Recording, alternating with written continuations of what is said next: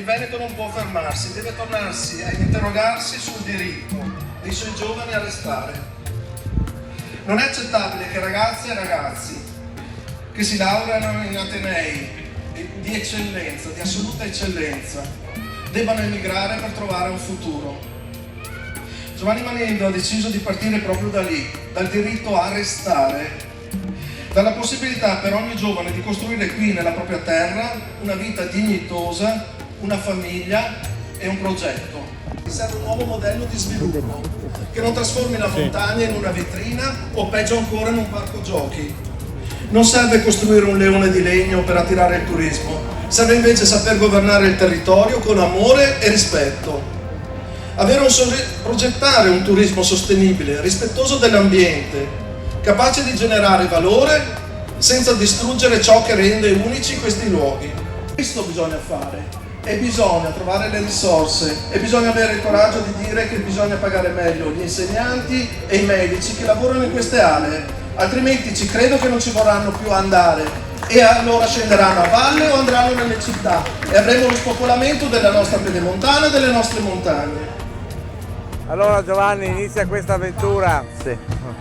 Cosa rimproveri o cosa ti proponi di fare se sei eletto? Beh, iniziamo una bella avventura, mi propongo di proporre una grande alternanza dopo 30 anni di amministrazione del centrodestra, vestire l'alternanza con valori e concretezza della grande coalizione che ho l'onore di rappresentare e creare futuro per il Veneto. Se Zaia si presenta con la sua lista avrai più chance. Intanto guardiamo la nostra parte, quello che succede dall'altra parte ormai è una telenovela che si arricchisce ogni volta di nuove puntate, quindi non so cosa succederà. Mi occupo della mia parte e mi occupo di cercare di avere una proposta che parte dai nostri valori ma molto concreta sui temi che stanno a cuore ai cittadini: la sicurezza, la salute, il sociale e la sostenibilità ambientale. Cosa faresti una delle prime azioni? Tipo sanità, tipo case di riposo che mancano, tipo pedemontana? Guarda, la prima azione è cercare di reperire le risorse ed è sicuramente chiamare il privato che ha in gestione la pedemontana, perché la gestione della pedemontana sottrae molte risorse come spese correnti ad altri servizi, quindi bisogna rinegoziare con il risparmio, lavorare per la sanità pubblica a diritto universale, quindi eliminare le liste d'attesa, cercare di fare la riforma dell'IPAB e in questo modo stare attenti e dare cura agli anziani e a tutte le marginalità della nostra regione. Ma come puoi rinegoziare un contratto che è già fisso? Per fortuna i PEF, i piani economici finanziari, possono essere rimodulati, perché si parte dal principio che il rischio non deve essere allocato alla parte pubblica come è in questo momento, quindi ritengo che ci possono essere degli strumenti per poterlo rinegoziare. Poi anche l'avvocato, quindi... Sì, infatti è anche uno dei temi che ti offre. Quindi anche la via del mare... La via del mare è un altro tema, bisognerà stare anche lì da studiare e capire molto bene, perché non è così chiaro quale sarà l'evoluzione della via del mare. Poi sicuramente ci deve essere in equilibrio il piano economico finanziario della pedemontana e quindi bisognerà da un lato rinegoziare i termini col privato, dall'altro provare a incentivare lo sviluppo del consumo privato, perché da quello che ho visto, dalle statistiche che ho visto, l'utilizzo della pedemontana da parte di mezzi pesanti è al di sopra dei modelli che si erano prefigurati, invece l'utilizzo da parte dei singoli cittadini e dei privati è al di sotto.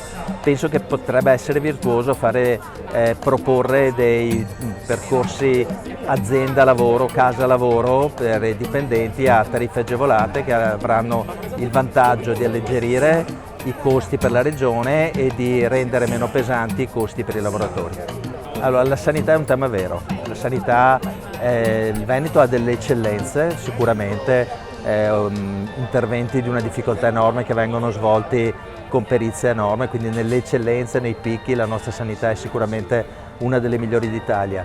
Nella quotidianità, nelle liste d'attesa, nei medici di base, nell'assistenza alle marginalità c'è molto da fare e ci sono molte risorse che devono essere messe, perché non è più pensabile che si faccia un così forte il ricorso al privato. Siamo la regione che con una spesa pro capite di circa 790 euro per la sanità privata è una delle più alte d'Italia. Mettiamo molto le mani nella tasca dei nostri veneti, dobbiamo cercare di evitare questo. C'è stata un'esplosione della privatizzazione della sanità. Tantissimo, tanto è vero che